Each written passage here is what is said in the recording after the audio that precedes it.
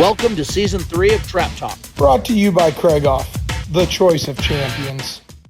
Hello, Trap Talk listeners. I'm your host, Zach Nannini. I'm here with my co-host, Richard Marshall Jr. We are enjoying another wonderful day, and we are wanting to talk a little bit more about the Spring Grand, give you a little bit of Spring Grand recap episode. How's it going, Ricky? Oh, another Tuesday.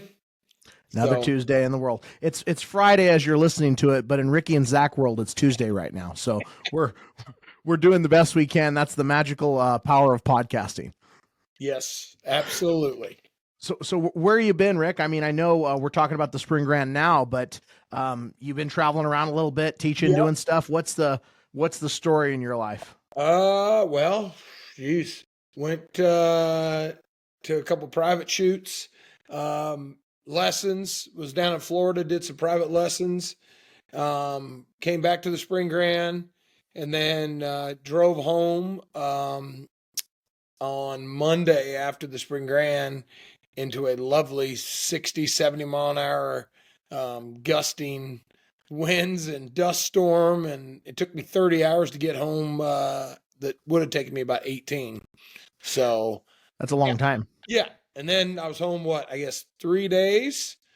days, and then flew to Atlanta, drove to Alabama to Bill Parsons Gun Club, Dixie Trap and Gun Club. Did a nice 2-day lesson there. Had a great time, great hospitality down there, and then flew down to the Southern Grand. So it was, we had a good time down there. That's for the next episode. Next episode we'll talk about the Southern Grand, but today we're locked in on the Spring Grand. So for the Spring Grand, I wasn't able to come this year, but I was watching the scores every day. I seen, they didn't seem to be as high as normal. The Spring Grand is usually one of those shoots where you have, huge scores all the time. We talked a little bit about, only a couple of hundreds were broken in doubles. I mean, give me the lay of the land. Was it really windy this week? Was the conditions up and down? I mean, what do you think personally attributed to the week? I will say that, the weather was beautiful though, temperature wise. It was probably one of the nicest Spring Grands I've been to in a long time. But it was, the targets were a little sporty. So, I know I just shot the, the main week. I shot the prelim day on Monday because I flew back in from Florida from teaching down there, and Sunday night late as usual. And, then started shooting Monday, and I hadn't shot since the, Autumn Grand, any trap. So went out and shot a couple practice rounds, and we shot the events there on Monday, and, started blazing away for the overall Tuesday. And I know, thinking back, myself, and John Kelly from Minnesota, I think we're the only two that run the first couple hundred in singles. And then, I broke a lone 100 on Wednesday's doubles, which I was kind of surprised because I thought the targets were really good. And then the championship doubles, Pat Lamont and Jake Ham had the only hundreds in the championship. All right, folks, we got to take a quick second and give a huge shout out to our title sponsor, Craigoff. Me and Ricky both shoot them. We both love them.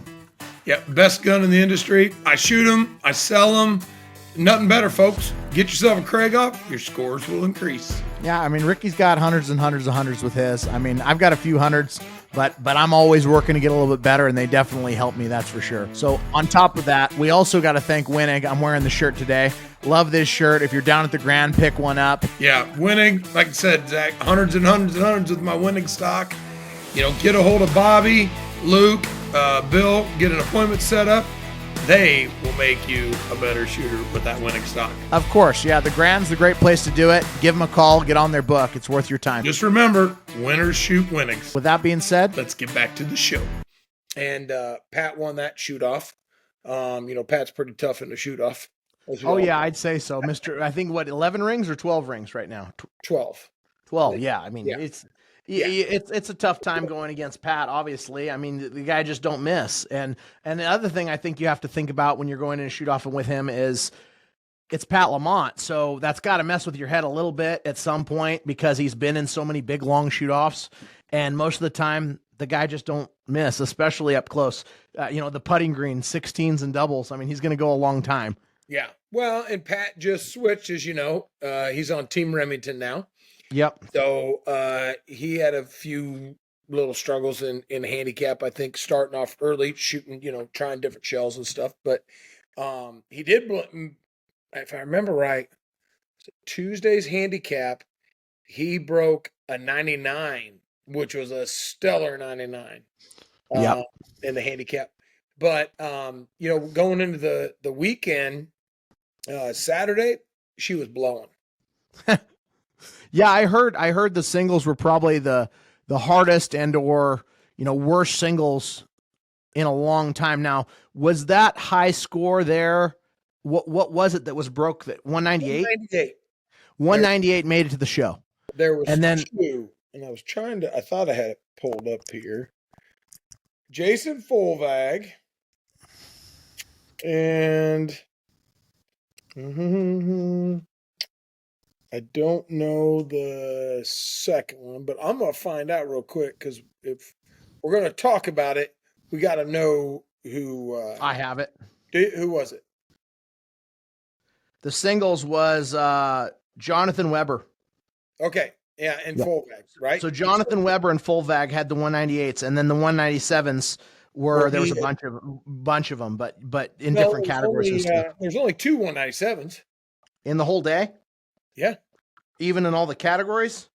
I'm pretty sure. No, there was an A class 197. There was some more 197s, but there's only been three. Look at it. Look, three. See, you got it up, and you won't even look. Folks, I'm just telling you. He's trying to be right again. He said it was 2. It's definitely 3, which means he was wrong. We're moving on.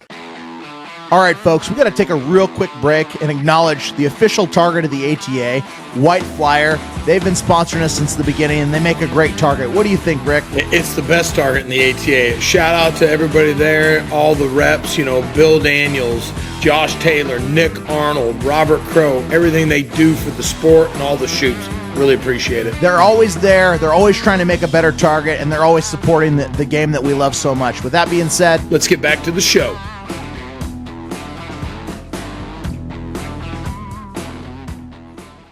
How many times do you really have a shoot where 198 is high in the championship singles? I mean, I can't remember very many times where that's happening with the caliber of shooters that were there. I mean, you were there, Lamont was there, Fulvag. I mean, there was a ton. I mean, Sean, was Sean there, or did Sean not make it this year? Nope, Sean wasn't there.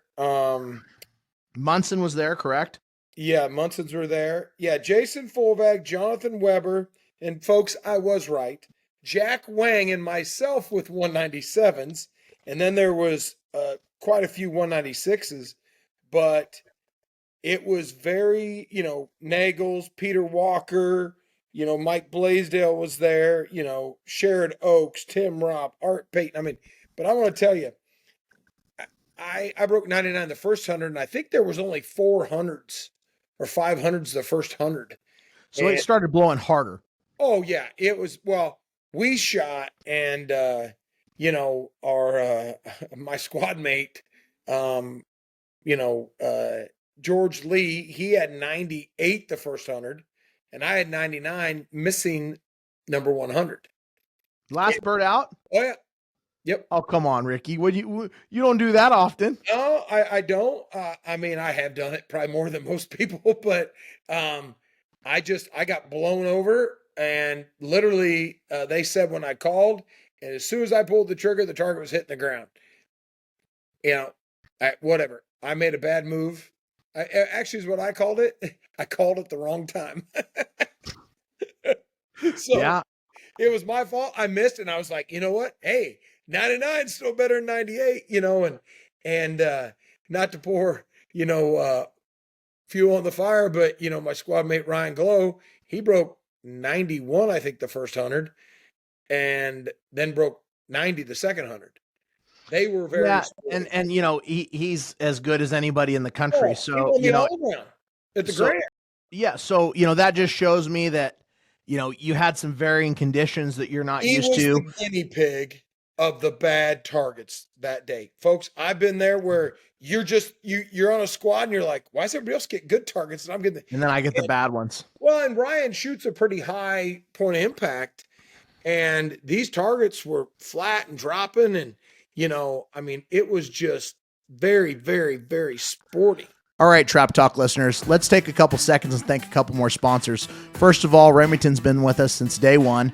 I've been shooting these shells since 2007. I shoot the Nitro 27 from the 27-yard line, ounce and eighth, 7.5, and STS ounce and eighth, eighths for singles and doubles. They've worked great for me, as they do a lot of top shooters all around the country. Give them a try. Don't forget the Gun Club line when you're practicing and you're wanting to save a little bit of money. We'd also like to thank another sponsor, Outlaw Engineering. Randy Freston, R2. I've known Randy since 1988.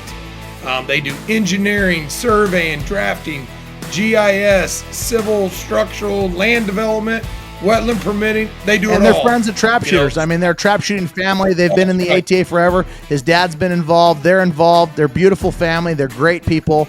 And we just love that they listen to the show, and we love that they support Trap Talk. Yeah, his dad was past president in 1989. So I really want to thank those guys for the support. I really appreciate it here at Trap Talk. With that being said, let's get back to the show. Take a second and to kind of get into that. If a person is trying to prepare themselves for being able to shoot all different types of targets, Ricky, I mean, what is your opinion on that? I mean, is there a type of training that you can do, or is there a type of setup that you would recommend with the gun? I mean, and this is your opinion, obviously there's no right or wrong answer, but what my opinion is don't shoot a very high shooting gun. If you're going to shoot all over the country, in my opinion, that's just me. Yeah.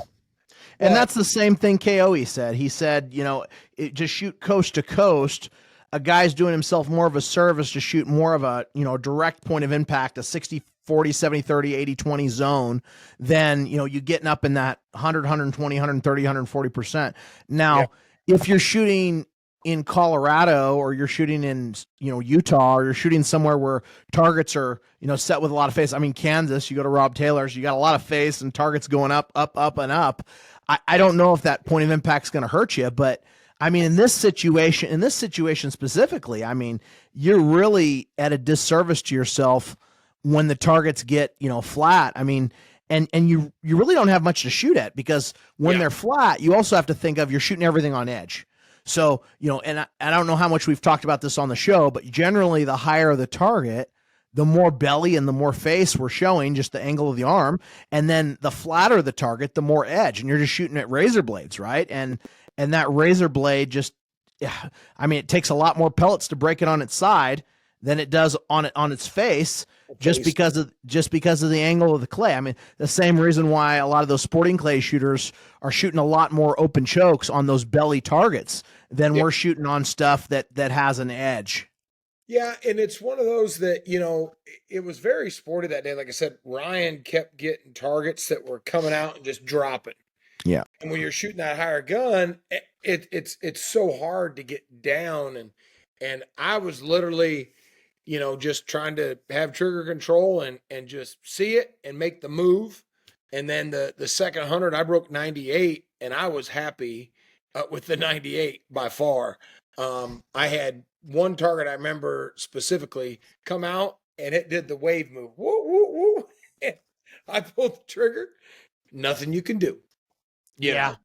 Sometimes there's, I mean, I don't want to say a target's unbreakable, but sometimes there's a position where it's almost unbreakable if you don't have a little bit of luck involved. I mean, if you're pulling the trigger right when it zips up or it zips down, I mean, not to get into it, but in Florida, we had a few of those and a couple of the double events where they just get sucked out of the, the air with that heavy air, and they're moving around. And, when you're in that position, all you can really do, I think, is just kind of, shake your head and say, oh, well, and move forward and hit as many as you can, because I mean, you're at the luck of the draw. You don't have anything that you can control in a day like that other than just doing the best you can and putting shots on the bird. I mean, that's all you can do. Yeah. And it was one of those, and I know Fulvag, I think he missed his last target for the 198. Jeez. Yeah.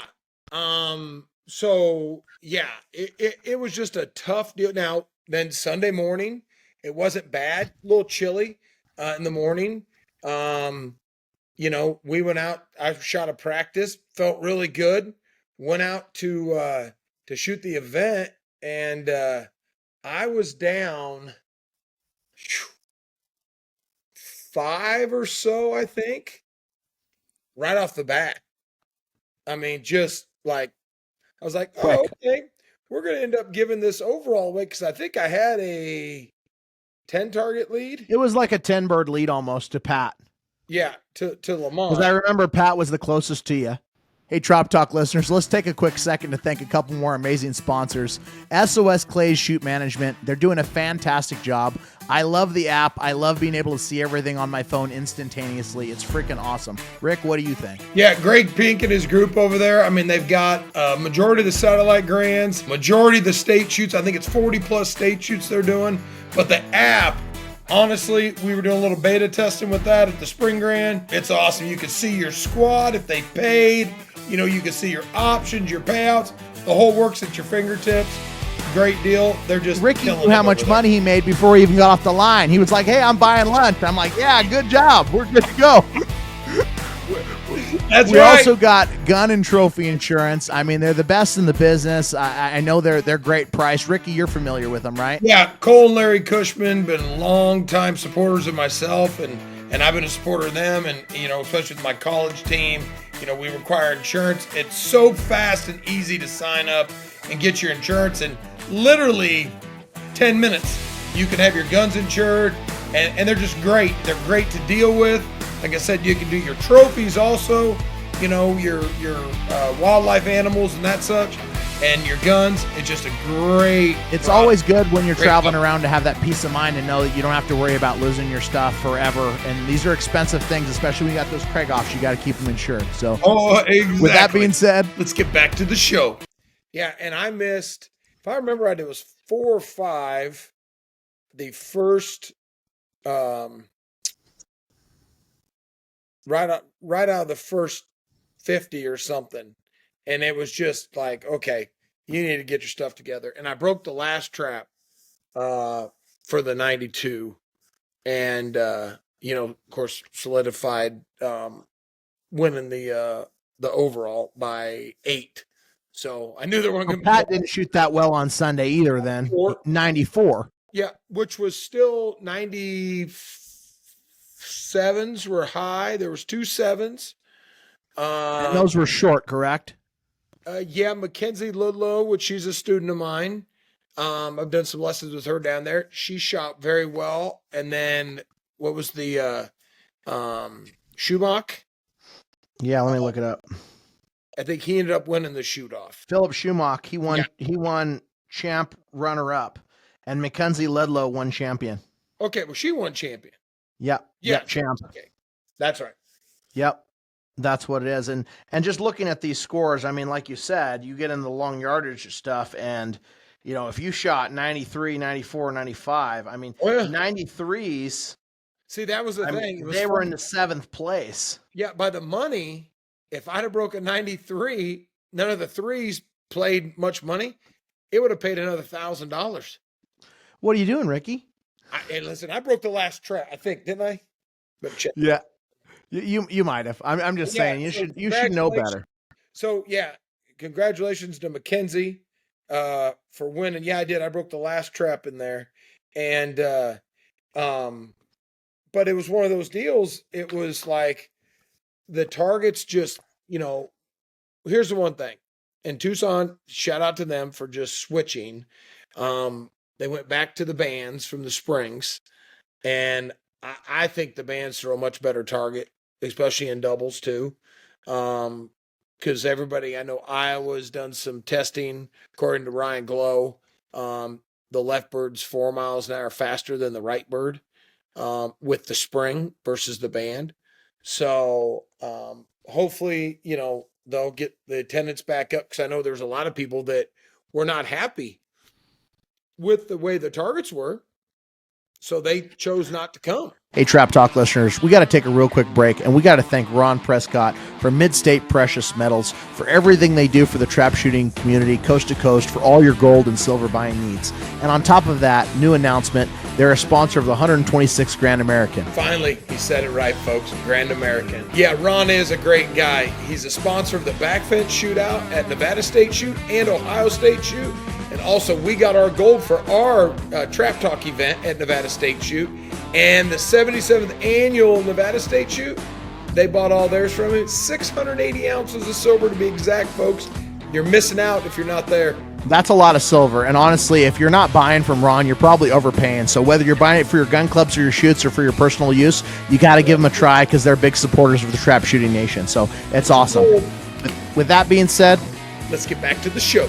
Yeah, and I think we probably, to do justice to this topic, we could probably have a whole other show on that topic alone and just get some subject matter experts. The things that I've heard about it in a lot of ways is, first of all, if you're dealing with the steel springs, there is a difference in steel springs. So there's a lot of different manufacturers of these steel springs, and I think depending on different manufacturers, there could be, difference in variance on what's going on there. But if you go to Italy or you talk to people, that shoot like International Trap or all these other machines, in most scenarios, the steel springs are considered a premium product. And the main reason is because you don't have the variation of the warm up. So, the downside, so I'm on the board of directors at the MTA. And we actually just voted to go back to the bans from the steel springs, but we never really noticed as many issues as Tucson. I mean, and honestly, on the target setting community in the morning, when we went out to set targets, everything was so easy to set because those springs would hold. So if you put them at whatever, there was a lot tighter range on when you set that steel spring. If you said, hey, it's 42.5, you might have it go 42.5, 42.4, 42.6, but that speed was very, very consistent as I noticed on the steel. With the bands, unfortunately, because you're dealing with rubber, there's going to be some variance in between speeds. So, you throw it and you might have one at 42, one at 42.5, one at 41.5, and you've got, I think, more of a range of speed when you're dealing with bands that are rubber, but then you also have the kinetic energy of steel, which changes the way that target is thrown off the arm at some level. And I would tend to agree, based on who I've talked to and who I've seen, they said that left target potentially could be a little bit wider on the left-hand side. All right, Trap Talk listeners, we got to take a quick break, and we got to welcome a new sponsor to the show, RGS Bore Stripper. It's a great product. Ricky, tell them how they can find it. Go to their website, rgsguncleaner.com. You can get the 1 8-ounce bottle, free shipping, 2 8-ounce bottle, and you get the 2-ounce travel bottle, and it's free shipping also, or just get the little 2-ounce bottle for travel. Yeah, they sent me some of this product, and I used it on my Krieghoff choke tubes the other day, and it got the plastic out like in a minute, and it was super cool and super good. So if you like cleaning your gun, you like eliminating plastic, and you like shiny bores, give them a try for sure. Thank you so much for supporting the show. Yeah, we'd really like to thank John Weber, the owner, for the support. He's doing an awesome job. Yeah, we really want to thank John. We appreciate the support of the show. Anybody that supports Trap Talk, you guys need to support them and get this stuff because it's awesome. And with that, let's get back to the show. But another comment that was made, or another topic to get into, would be potentially, and this is a thought, it could have to do with the field setting in general, the whole thing, because when you're switching, you're making a major switch between rubber bands and steel. If you're not lining up the fields and readjusting the fields for that adjustment, that could be a nightmare in itself, right? Because if you just throw them on and say, oh, we're good now, well, now everything's different. You have to almost go back and relaser everything and make sure it's perfect. And if you're not doing that, you're shooting yourself in the foot. Yeah, and I think there's 4 or 5 different manufacturers of the springs for the Pat Traps. Correct. So, and I know your guys, and I think Iowa's are different than what Tucson has. 100%. So, our thing was just doing the right thing for shooters, because if, this is how a trap shooter works in my mind. Once a trap shooter's got it in his mind that this is what it needs to be, I think that's what it needs to be. So if everybody says, hey, we want rubber bands, you'd be foolish as a gun club, in my mind, to not appease the shooter and give them what they want to receive. But I think that there's there's a lot more variables because this is a tiny little, sample size of just Tucson Trap and Skeet and just those springs. I think there's a lot more variables that are coast to coast in different areas. And I mean, look, you got the air, the density there. Just the condition. You've got different targets. You've got different setters, right? Like, imagine, I mean, I know at Stockdale's Gun Club, they're shooting a lot of those old, what are those, Laportes, or what is Stockdale? They're the, oh God, I can't remember the name of the machines. Something Star. Oh, Superstars. But those are all steel springs. So the different machine. We used correct. to shoot springs off of Winchester handsets, but they're different. It's a different. Correct. It's all different. So I think, if you look at it and you say, okay, sample size, Tucson Trap and Skeet, whatever they were doing there, whatever it was, I would say at that specific gun club, they had better time shooting rubber bands than whatever they put on those machines. But just to look at it and in general to say steel springs are bad or they're good, it has to do with the machines. It has to do with the setters. It has to do with, I mean, because I've never heard anybody ever say anything about Stockdale's Gun Club target setting. I mean, that's throw one of the prettiest targets in the country, and they're in a rubber band in sight. Here's a different machine too, so that makes a difference. But all right, Trap Talk listeners, we got to take a real quick break, and I've got something that I'm so excited to announce. Trap Shooting USA has now become the official magazine of the Trap Talk podcast. No, it's not only Trap Shooting USA now. It's Wing and Clay Life, Lady Outdoor Lifestyles, and Clay Shooting USA. I'm just really excited because they make such a high-quality magazine. I mean, if you guys haven't had these magazines and you actually get to touch them in your hands, they've got really thick paper, they're really glossy, and they keep it really cool. I mean, I just love it. The Traveling Gunsmith, and then in this newest episode, we have. Oh man, look at those handsome guys! I love this. I love it. So also on top of that, Outdoor Pursuits Media, Matt, he's decided that he's going to give away a shotgun at the Grand American this year at our live podcast studio. If you weren't there last year, you missed out. You need to be there this year. It's going to be great. The only thing you have to do is either renew or subscribe to any one of these magazines, and you're going to be in for the drawing for the gun. And we're going to have all that information in the future. Just look out for it, and we'll keep you updated for sure. With that, let's get back to the show. I didn't mind the springs. I mean, I won not this year's Spring Grand, but you go back with the Autumn Grands and the Spring Grand the year before, I'd won, I think, 4 out of the 5 in each one of them championships. So 8 championships. So I wasn't, displeased with them. I just know the average shooter was with the targets out there with stuff going on, and I felt honestly, and we'll talk about more of it when we do the Southern Grand episode. But going from the Spring Grand to the Southern Grand, the targets were speedier on the springs. I thought a little more whip versus on the steel. Yep. Yeah, and I mean that would make some common sense, right? I mean, one has more give than the other. I mean, steel is more rigid than rubber, right? So one's kind of a whipping and a rubber band effect. The other's a snapping, right? It's just pop. It's going. The spring is the snap, and that's where I felt, this is just my personal opinion, that the targets weren't smoking like they were off of a band pat trap because of the spin. Yep. But that could have to do with, are the arms sanded? Are the arms not sanded? I mean, there could be with that, as far as like the smoke, because literally you go to a club with the bands and they sand the arms or whatnot, and the targets are smoking black.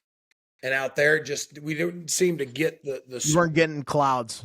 I mean, and they're shooting the dimple targets out there, where before they were shooting the Eclipse style targets, but White Flyer went away from the Eclipse in the pitch targets. They still make them in the blackouts. I wish they would change their minds and go back to that Eclipse target, because I feel that target flies better in the air than the dimple target. Yeah, I mean, there's a lot of discussion that we can get into. We can go into like all the different things, and I think the problem is we just talked about at the beginning. The problem is there's a lot of opinion, right? Opinions. Everyone's got an opinion on everything, and everybody's a subject matter expert. But it's not like we have, people that are actually professionals at going out and figuring out, well, what is this doing and what is this not doing? I mean, most gun clubs are run by a bunch of people that volunteer and say, hey, we're going to do this. We're going to throw a shoot. We've got these target setting committees and these people that generally are trying to do the best they can. Yeah, but it's not like the Olympics where there's a guidebook or there's a tight line of exactly how you need to do it.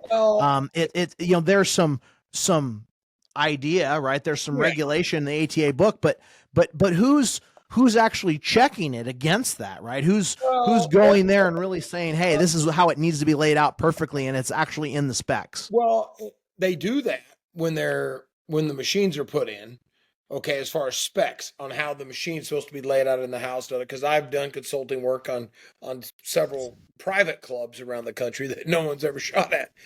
Guys just want to build their backyard deal or little clubs and such, and they get approved to throw ATA targets.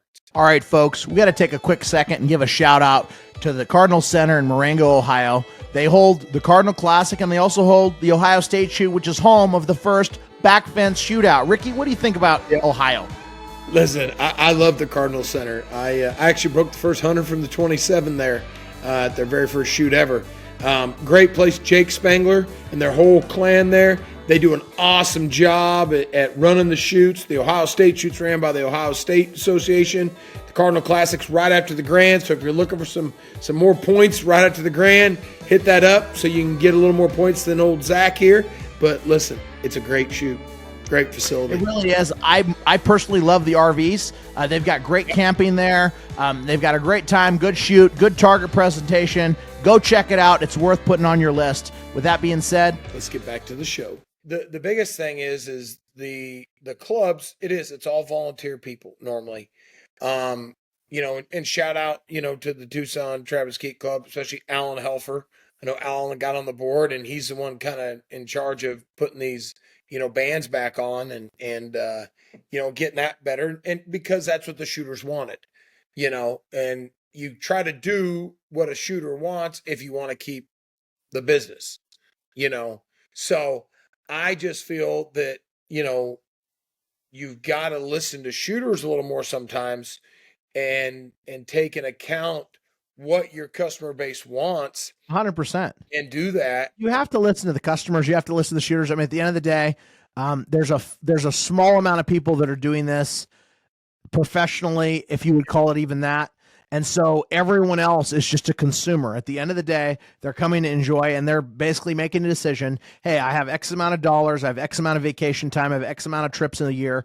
Do I want to go to Disneyland, Disney World? Do I want to go to Tucson Trap and Skeet? Like, where am I going to take my family? What am I going to spend my dollars on? And at the end of the day, there's a lot of places that you could take your dollars. You can go do a lot of things to be entertained nowadays. And there's a lot of shoots, a lot of clubs, a lot of places. I mean, but I'm not even talking about shoots. I'm talking about people that just say, you know what, I'm not gonna go shoot trap anymore. I'm gonna go to Bahamas, right, or whatever type of fun leisure that they're gonna do. And the more people we lose to the sport, it's hard to get them to come back. And I think that the greatest part of the game is the community and the scene people and your squads. And if you're like me, I love checking out new places and, checking out all the food that everywhere has to offer, and things like that. I think, that's kind of fun.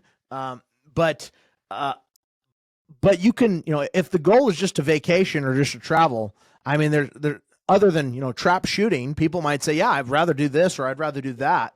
So, you have to have a little bit of everything: good target presentation, good service, trophies, all of it. Customer stuff. But you also, if people are just going to shoot and look at shoots to go to, they're going to pick the shoots where they're treated the best, they get the best bang for their buck, and possibly if they can bring their family along and stuff. Correct. All right, folks, we need to take a quick second and get to a new show sponsor, Big Red Motorsports. Big Red, they're personal friends of mine, Jason and George Lee, and they're also a personal sponsor of mine. Now, I'll say this. Ricky looked great driving around in that side-by-side. I got some free rides down at Tucson, the Autumn Grand.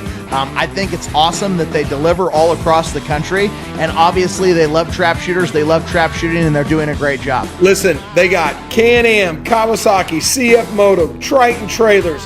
Hit them up. We'll take care of you guys. With that being said, let's get to the show.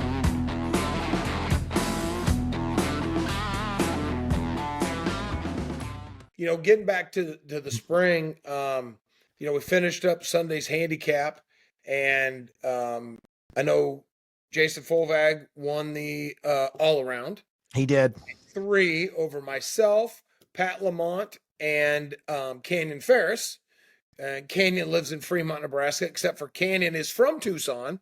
His parents own the Farm and Fleet store right down the was it like 2 miles, I think, from the gun club, or 3 miles down from the gun club. But Canyon and myself and Pat were tied. Pat left, and I was like, I didn't really want to shoot off, so I forfeited also. And to Canyon, we could have flipped, and I just told him, hey, you can have it. He shot good. Like I said, Fulvag broke a 95. I did hear that Jason missed a couple on the last post, or 3 out of the last 10 for the 95. So he really could have stomped us in the all around. Well, and the handicap, if 97 was high, I mean, if that was the case, he could have won the whole thing. But he won the all around, and he won the singles. And to circle back on Fulvag, we had him on the show, and I got to tell you, I think he's one of the most underrated shooters in the country as far as his ability. To win. I mean, he always presents and is in the winner's circle whenever he does finally show up. But, as a farming working guy, he's not always there. But I really don't think that there's much people tougher than him when it comes to a windy bird. I mean, if you got a bird that's bouncing around and doing all kinds of crap, he knows how to get to that bird wherever it is. The wind flies over him. I mean, pound for pound, size for size, he's the toughest guy in trap shooting. Listen, I've known Jason for 37 years, and he has been a competitor and one hell of a shot for that whole time. He can't get away to every shoot, that's possible. When he does, he's a shooter. Oh, absolutely. I mean, he's in the hunt all the time. So, it was a great shoot. Like I said, the weather was probably the best we'd had in 5 or 6 years or more for consistency. Shout out to the Martins, to Bill and Leanne Martin. They do the Martin Lewis, and I was fortunate enough to win 3 of the 4 Martin Lewises, and I was second in the handicap one. So, my kids could eat, for a couple weeks off that. I appreciate that from them. And get some biscuit money. That's good. I told WD, I said, I appreciate getting some of your inheritance. That's messed up. So it was a good time though. My wife came out, she had to do some work out there. So she surprised me, and then she had to stay for 3 or 4 days and work. And then, like I said, I got stuck in that dust storm coming home, and pulling a 45-foot fifth wheel with a 12-foot trailer on the back with my Can-Am, from Big Red Motorsports.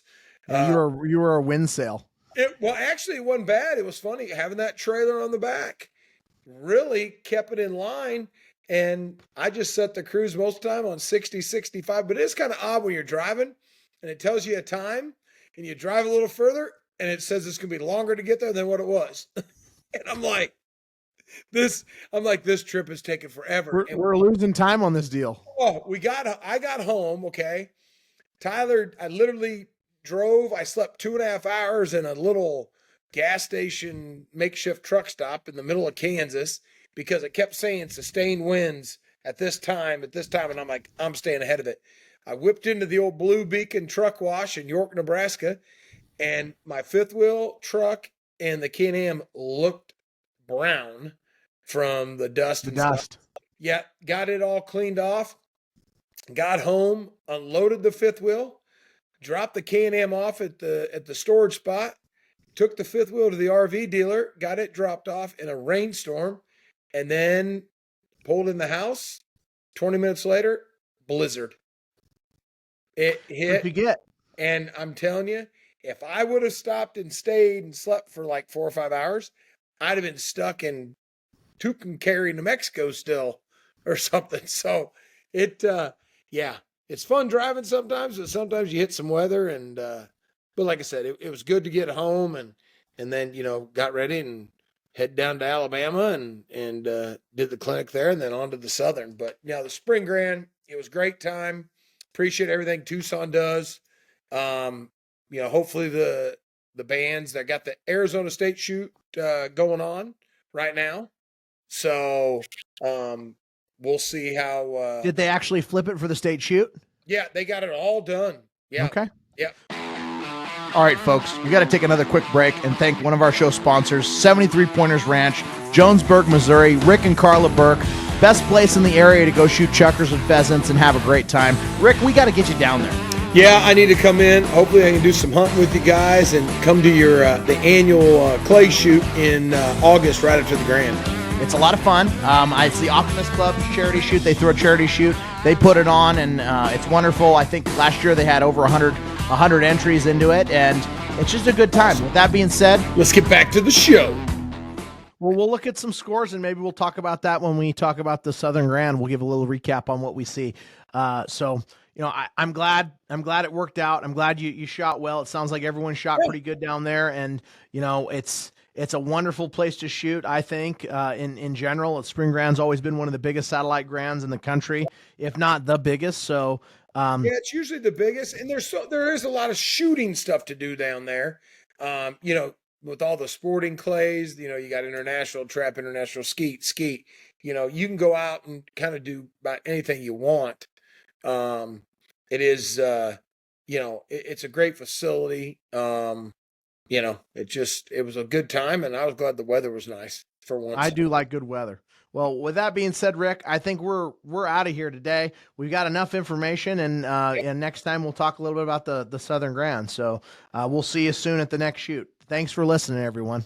See you. And the Trap Talk podcast is brought to you in part by RM Shooting Clinics. Have Ricky take your game to the next level. If you want to shoot hundreds, give Ricky a call today. Zach Nannini Financial. We believe in putting people first.